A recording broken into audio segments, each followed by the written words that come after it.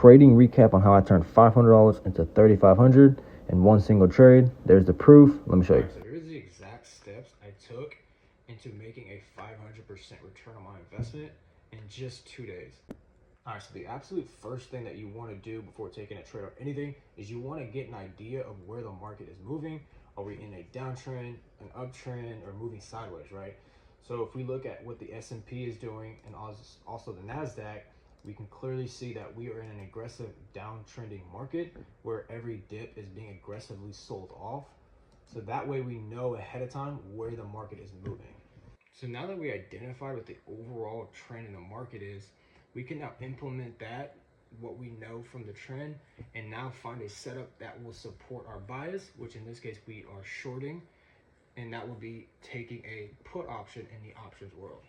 So now that we know that the market is downtrending, we can then compare with the individual name that we are trading, how it is moving with the market. And if we look at the stock Reddit, we can clearly see this is showing signs of weakness along with the overall market. So we know if the market was going to continue to show downside, this name will most likely move to the downside with it as well. All right, so the first thing I do before taking any type of trade is I mark off a specific price and where I want to take the trade at. So in this case, I marked off the 155 spot, specifically just because of the support we've shown at that price and showing it is a key level and where buyers are sitting at.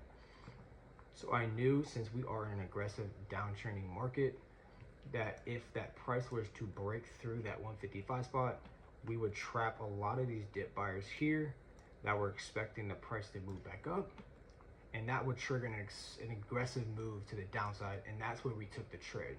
So on the 15-minute time frame is exactly when I took the trade, and you can see as soon as that price dropped in price here with a lot of selling volume, we take the trade, our stop loss set back above the 155 spot, and then we ride it all the way down, which in this case was an aggressive sell down about 30% in the stock itself.